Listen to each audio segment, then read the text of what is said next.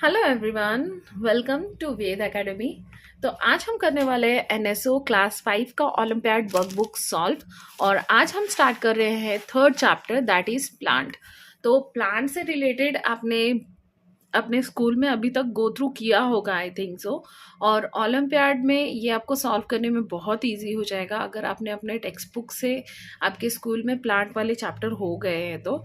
और अगर नहीं भी हुआ है तो आप मुझे कमेंट सेक्शन में बता दीजिए, मैं आपको आपकी बुक का मीन्स एनसीईआरटी सिलेबस से नहीं तो मैं आपको पीडीएफ के थ्रू ये चैप्टर समझा दूंगी।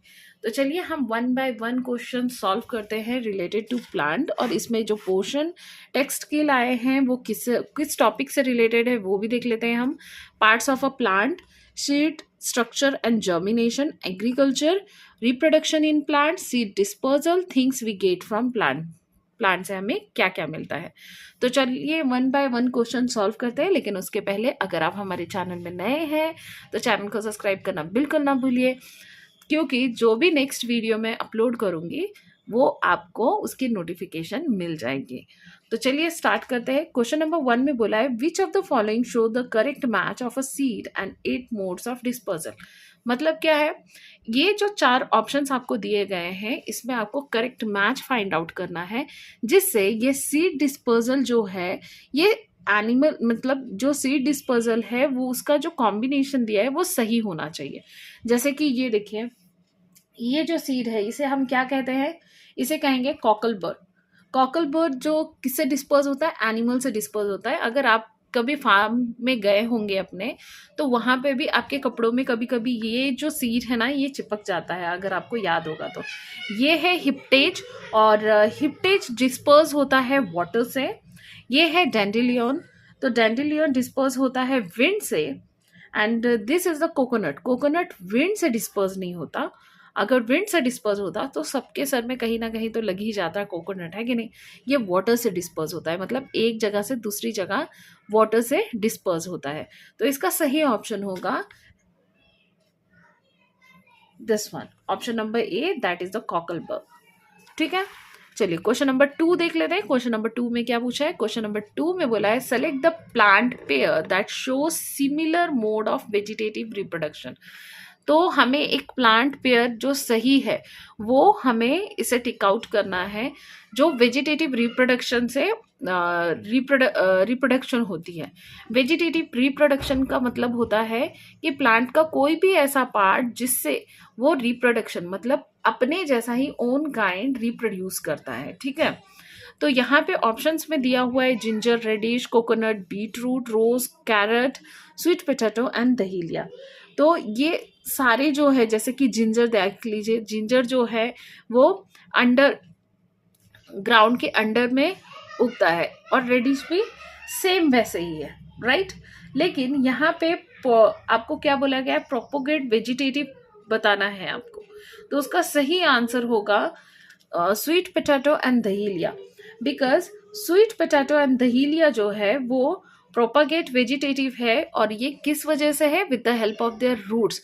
वो रूट्स की वजह से, रूट्स दोनों के ही तरीके एक ही है उगने की, थ्रू रूट्स। ओके, चलिए क्वेश्चन नंबर 3 देखते हैं। Which of the following are the kharif crop. तो यहाँ पे आपको टोटली 8 ऑप्शंस दिए गए हैं और आपको इसमें से बताना है कौन कौन से खरीफ क्रॉप है। तो खरीफ क्रॉप बोलने से पहले, खरीफ क्रॉप का सिलेक्शन करने से पहले हम ये जान लेते हैं खरीफ क्रॉप हम किसे कहते हैं। Kharif crop are those crop which grow in the monsoon season, like June to October के टाइम में जो क्रॉप्स उगाए जाते हैं उसे हम खरीफ क्रॉप कहते हैं, right.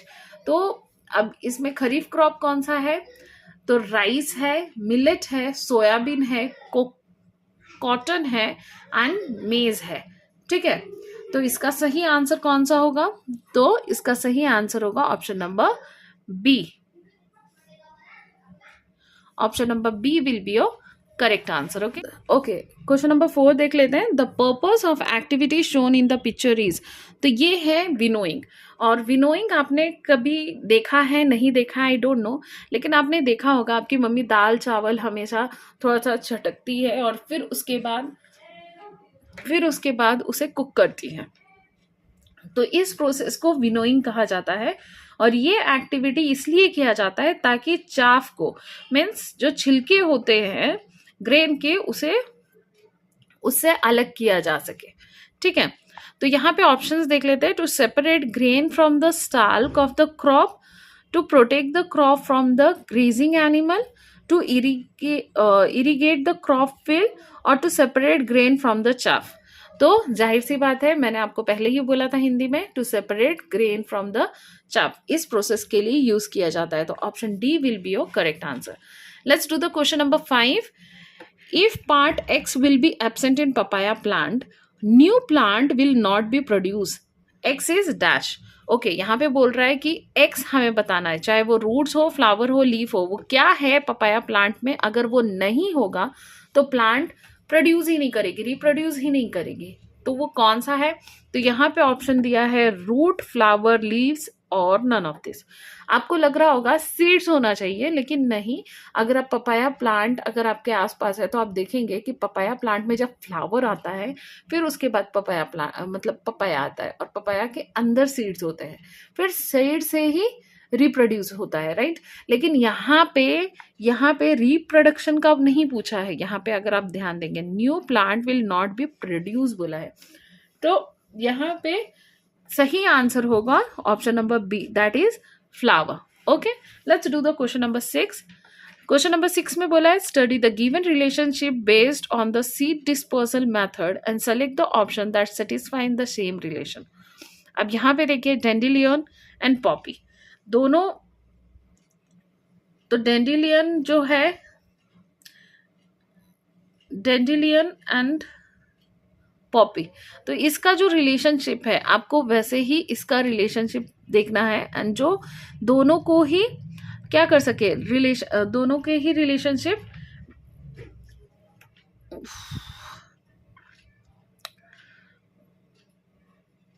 Disposal method, seed disposal method किसके, डेंडिलियन एंड किसके सीड डिस्पोजल मेथड जो है इन ए सेम रिलेशनशिप जो होंगे उसे आपको सेलेक्ट करना है। तो यहाँ पे क्या है, dandelion and poppy, mandar and bean, cotton and hiptage, coconut and lotus, cocklebur and tiger nail. तो mandar and dandelion, okay. Cotton जो है डिस्पर्स बाय विंड है, हिप्टेज जो है वो भी डिस्पर्स बाय विंड है, कोकोनट जो है वो डिस्पर्स बाय वाटर है, lotus also disperse by water है, सेम सेम सेम सेम। कॉकलबर्ड जो है डिस्पर्स बाय एनिमल है, टाइगर नेल जो है वो भी डिस्पर्स बाय एनिमल है। तो यहाँ पे देखेंगे डैंडिलियन एंड पॉपी की अगर बात करें तो ये डैंडिलियन जो होता है वो सीड से डिस्पर्स होता है, और जो पॉपी है वो एक्सप्लोजन से, पॉपी प्लांट जो है वो एक्सप्लोजन से ही सीड डिस्पर्सल होती है। तो मंदार का भी देखोगे तो वैसे ही है कि ये सीड डिस्पर्सल होता है बाय विंड और इसका सीड डिस्पर्सल होता है बाय एक्सप्लोजन। तो ये दोनों इन दोनों का रिलेशनशिप सेटिस्फाई कर रहा है। तो option A will be your correct answer. Let's do the question number 7। Question number 7 में क्या बोला है, the given figure shows plant parts labeled as P, Q, R and S. Which of the following options correctly list the plant in which label part is edible? Okay, P दिखाया है stem को, R दिखाया है seeds को, Q दिखाया है leaf को, S दिखाया है रूट को। तो गार्लिक, पोटैटो एंड टूर्निप की अगर हम बात करें तो ये सब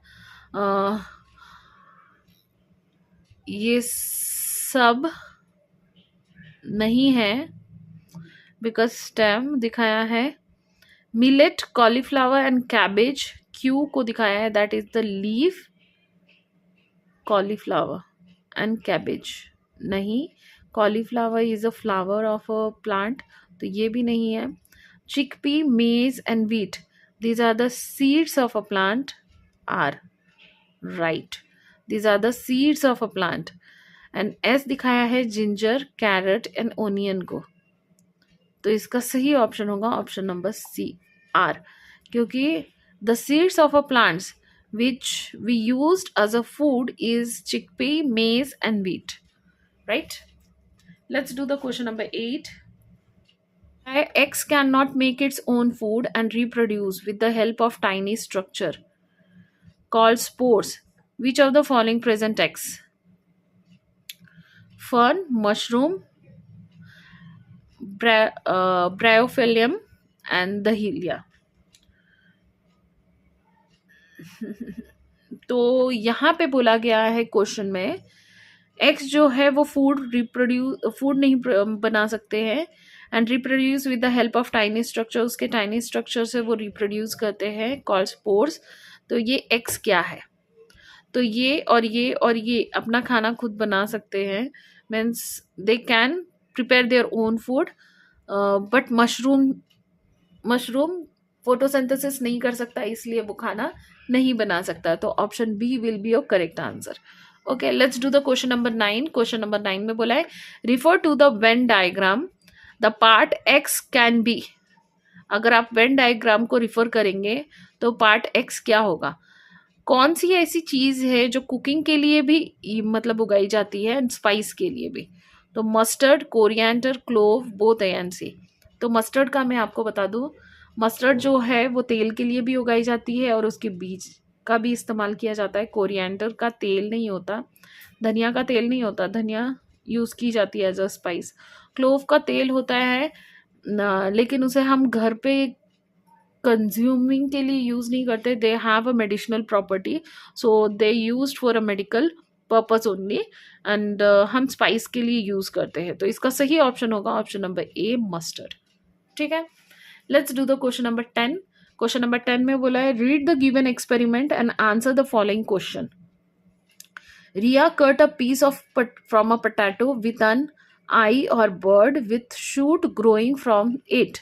She puts it in a pot containing soil. It was then kept in the sunlight and water regularly.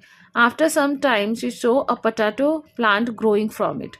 What can be the concluded from this experiment? तो रिया ने क्या किया है, एक पीस लिया है पोटैटो के जिसमें आई और बर्ड बना हुआ है, मतलब बर्ड है।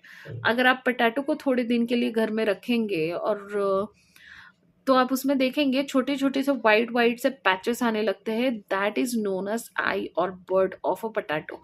अगर आप उसे मिट्टी में डालते हो तो उसने क्या किया है, उसे ग्रो करने के लिए शूट्स ग्रोइंग फ्रॉम इट, उसे शूट्स ग्रो हो रहे थे, वो एक पॉट में उसे रखती है, रोज पानी देती है और कुछ दिनों के बाद देखती है कि वो प्लांट में ग्रो हो रहा है। तो अगर उस आई और बर्ड को आप निकालते हो पोटैटो को, उस पोटैटो को लेके अगर आप मिट्टी में लगा देते हो तो कुछ दिन के बाद आप देखोगे उसमें से प्लांट उगने लगेगा। तो that is the vegetative property of a potato, right? तो यहाँ पे आपको क्या बोला गया है कि इस एक्सपेरिमेंट से आपको क्या समझ में आता है? Potato is an underground stem in many plant reproduce take place through vegetative part like stem. जाहिर सी बात है, कोई भी प्लांट है तो उसकी रिप्रोडक्टिव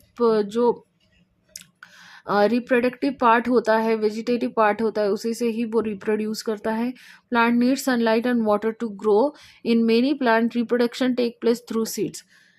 जाहिर सी बात है, बहुत सारे प्लांट में रिप्रोडक्शन जो है वो सीड से होती है। तो आप यहाँ पे आपको सिर्फ इतना बोला है, कौन से स्टेटमेंट सही है ये नहीं पूछा है, यहाँ पे पूछा है what can be conclude from this experiment. तो इस एक्सपेरिमेंट से हमें ये पता चलता है प्लांट का जो रिप्रोडक्टिव पार्ट होता है, reproduction take place through the vegetative part of a plant. तो पार्ट लाइक स्टेम, तो स्टेम से भी वो ग्रोन अप हो सकता है अगर वो उसकी वेजिटेटिव पार्ट है। तो option B will be your correct answer. तो यहाँ पे हमारा पार्ट 1 खत्म हुआ। नेक्स्ट पार्ट में हम 11 से 20 तक क्वेश्चन सॉल्व करेंगे। अगर आपको इससे रिलेटेड कोई डाउट है तो कमेंट सेक्शन में ज़रूर बताइए, और वीडियो पसंद आया हो तो नाइस एक्सप्लेनेशन बोल के मुझे ज़रूर कमेंट करें। मुझे इससे बहुत इंकरेजमेंट मिलेगी।